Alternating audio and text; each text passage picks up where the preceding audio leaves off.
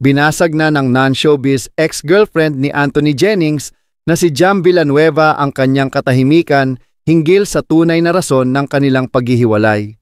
Nitong Martes ng gabi, Disyembre 3, ginulat ng dalaga ang madlang people matapos nitong ilabas sa kanyang Instagram story ang kanyang side of the story. Kalakip ang mga screenshots ng conversation ni Anthony at Maris. Panimula ni Jam, "I've been trying to hold myself together through everything that's been happening.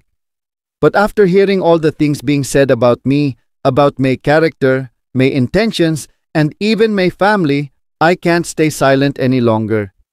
It's been deeply painful, and I know it's no longer just about me. It's about protecting the people I love most, and I can't allow them to be dragged into this." Say ni Jam, nais niyang ilabas ang katotohanan, hindi dahil sa galit siya, kundi dahil nais niyang palayain ang sarili sa sakit na nararamdaman niya, at para linisin rin ang pangalan niya laban sa mga fans ng dalawa na patuloy na bumabatikos sa kanya. "I'm sharing this because I need to set the record straight, not to create more drama, but because I deserve to be heard, just like anyone else." This has been a journey of pain, growth, self-discovery, and healing. No one truly knows what happens behind closed doors, but I've learned the hard way that speaking up isn't weakness. It's strength. And I've learned that choosing peace sometimes means reclaiming your voice. Say pa ni Jam.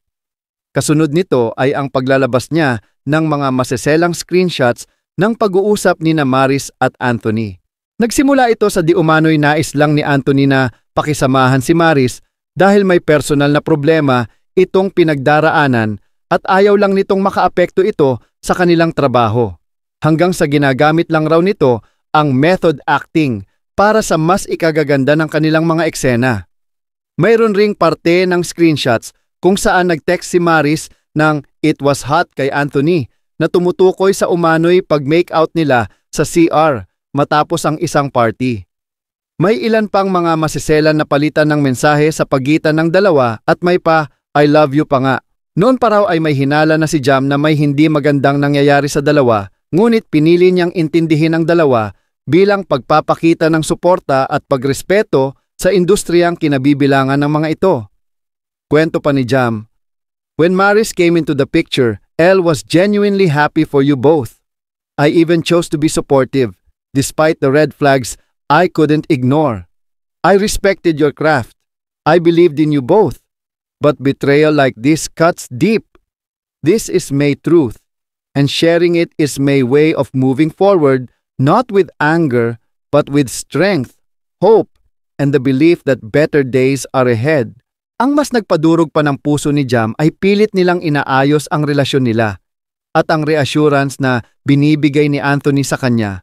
Ngunit patuloy pa rin pala ang ginagawa nila ni Maris kahit nangako na itong ititigil kung ano ang meron sa kanila. Ibinahagi rin nito ang larawan na kuha habang nasa eroplano ang dalawa pa uwi ng Maynila galing Italy na tila naghahalikan. Ito ang dumurog kay Jam dahil bago niya ito matuklasan ay sa kanya pa umuwi si Anthony at sinamahan siya sa ospital para magpa-MRI. "For nearly 7 years, I'm so grateful for you being my rock, my best friend, and most especially my partner. The memories we've shared over those years are the ones I will always treasure and remember. I know I've loved you enough to make you feel that way, and I could never think of anyone who would make me feel the way you do. You're my first in so many things, and I'm glad I got to experience them with you." Mensahe ni Jam kay Anthony.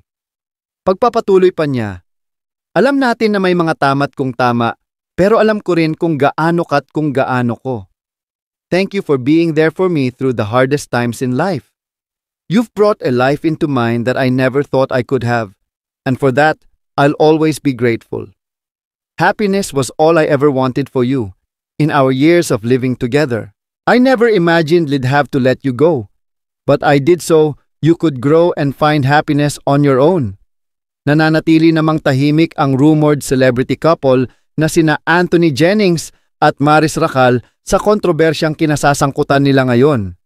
Agad nagtrending sa mga netizens ang linyahang "Smoke then pack, lel touch myself na lang" na dialogue raw ni Maris kay Anthony base sa inilabas na screenshot ni Jam mula sa palitan ng mensahe ng dalawang kapamilya stars. Bukod pa dyan, bukang bibig na rin ng netizens ang mga salitang "That was hot", "You miss my body", yung amoy ng sweater mo", "You look so tired, I wanna baby you", at "I want baby kisses", na makikita rin sa screenshot ng alleged convo ni Maris at Anthony. Sirang-sira ngayon ang magka-love team dahil sa mga pasabog ni Jam. Kaliwat kanan ng pambabatikos sa kanila ng mga social media users at talaga namang puro masasakit na salita ang ibinanato sa kanila ngayon. Inaabangan naman ngayon ang madlang people sa magiging pahayag ni Rico Blanco sa kontrobersyang kinasasangkutan ni Maris Racal. Sa gitna nga ng kontrobersyang ito, hinahanap ng mga marites ang ex-boyfriend ni Maris na nananatiling tahimik at mukhang wala namang balak makisawsaw pa. Naniniwala naman ang fans ni Rico na baka hindi na ito magsalita para hindi na madiin pa ang kanyang dating girlfriend lalo pat negang-nega siya ngayon. Anong masasabi mo tungkol naman sa napakalakas na bombang pinasabog ni Jam Villanueva tungkol kina Anthony Jennings at Maris Racal? Alam mo, Romel, sumakit yung mata ko sa zoom in nung ano. Ay, totoo ka na. Yung screenshot. Mga screenshot. Ang liliit pa naman ng mga ano. Nako, sumakit yung mata ko sa zoom. Grabe. Grabe talaga. Richo, wag mo nang magano. Delatada, ayan, alam nyo na ngayon. Okay, ayan. Ayan, nako, eto. Meron na agad-agad na nag-ano nung kay Anto. Alam mo, nung maghiwalay, nung mag-break, si Rico at saka si Maris Racal, may inkling na tayo. Nasabi na natin yan, di ba? Yes, nasabi natin, baka naman kaya meron ng ibang napupusuan si Maris. Kaya nakipaghiwalay na siya kay Rico Blanco. Hindi kaya mas bata kay Rico Blanco. Ang napusuan niya, yung pinagkakaabalahan ng atensyon niya. Kaya ganito. Ayan na, naglabasan na. Ano ang sabi ni Jam? Sige. Ano ang sabi ni Jam? No, kasi na yung si Jam kasi una yun, di ba pinaano siya, naniniwala siya na trabaho lang. Support. Naniniwala siya na trabaho lang ang ginagawa nila dahil sa industriya, dahil pinagkakakitaan, naniniwala siya. Pero lumalaon, pinapaniwala yung sarili na naniniwala siya sa lalaki kay Anthony, pero dumating ang panahon na eto na, lumabas na ang katawan. At syempre, ano yung instinct ng babae yun, di ba, na pag may something nakakaramdam. Pero Romel, eto, at sinabi niya, inamin niya, one night while he was asleep, inano niya yung telepono.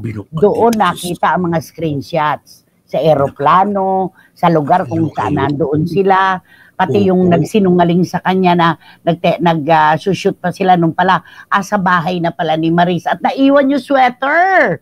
Di ba? Amoy pa.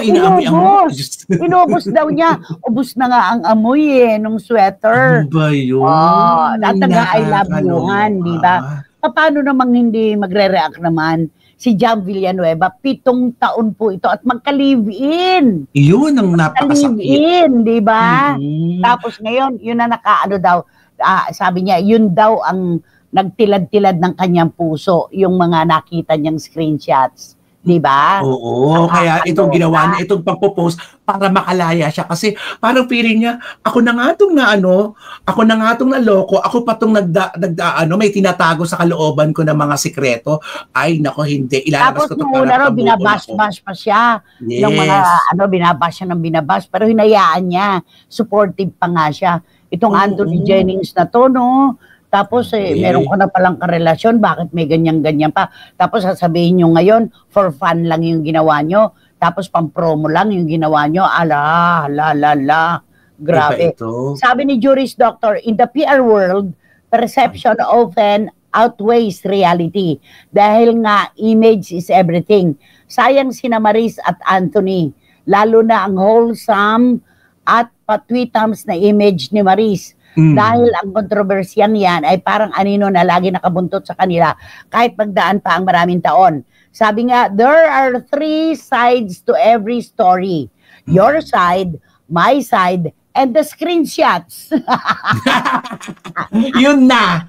Ang ganda nun! Ang ganda nun! Your side, my side, and the screenshots, di ba? Grabe yung screenshot. Sorry, sino ba si Anthony Jennings? Naku, hindi rin kilala ni Rain Cortez. Ayan, Rain, wala kang alam kasi, kundi magpayaman. At tapos ang dami pa lang ginawang commercial, lalong naging close, sabi ni Boycie. Totoo yan, sinabi na namin ni Romel yan, habang nagsasama sila sa mga proyekto, lalo talagang lalalim yan. O, ayan na. Grabe siguro magaling mambola si Jennings at Sariwa, sabi ni Boycie. Ayan, eto sabi ni Dan Clavesillas, basta doon po ako nawindang sa You're So Hot at I'll touch myself na lang. Oo, it's good doon. At matindi na po yung let's smoke and tutut. Totoo to, Dan Clavesillas, sumakit ang mata ko dyan, kaso zoom ko. Napuyat ako dyan, Nay, patulog na ako, Diyos mio, saka lumabas siyang masakit sa mata na magbasa. Saludo ako kay Rico kasi kahit alam niya nangyari, hindi siya nagsalita, di ba, Nay? Alam mo, Gyson, palagay ko nga kung ang babae may pakiramdam, ang lalaki meron ding inkling yung mga yan. Ay, diba? Hindi lang showy ang mga lalaki pero iba rin makaramdam yan kasi madalang makaramdam pero totoo. Alam mo yun, di ba yung nanay? Ganun yun. Meron na rin yan. Oo. Noon pa naman halata nang may relasyon sina Maris at Anthony, ayaw lang po nila umamin. Sabi ni Lulu Maling, naku, talo na naman si Iram Lia kasi team replay na naman siya, hindi siya makapag-react, di ba? Naku, ayaw ni wating-wating ang mga ganito. Talaga rin naman, hindi niya type yung mga girlets na ganite. Di ba? Naku, parang ano ba yan? Nakakaloka. Sayang yung yung love team na kinikiligan at nakakakilig panoorin ngayon dahil sa mga screenshot. Parang paano po pa kikiligin kung gano'n pala sila mag-usap at may mga ginagawa. Alam mo yun? Pareho po tayo na silip sa screenshot to the highest level ang sakit sa mata. At ito ang masasabi ko tungkol dyan. Sometimes a woman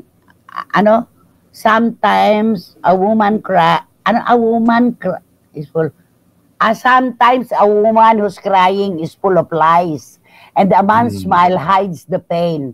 Time is the ultimate truth teller. Totoo naman yan. Ito na to. Di ba? Yan, mga ganyan-ganyan. Nakakaloka ha. Maris Rakala ha. Nakakaloka. Pa-crime galore ka pa nun ha. Di ba? At ito naman, mahalos matanggal ang ulo sa balikat sa kailing. Wala raw sila relasyon, walang relasyon.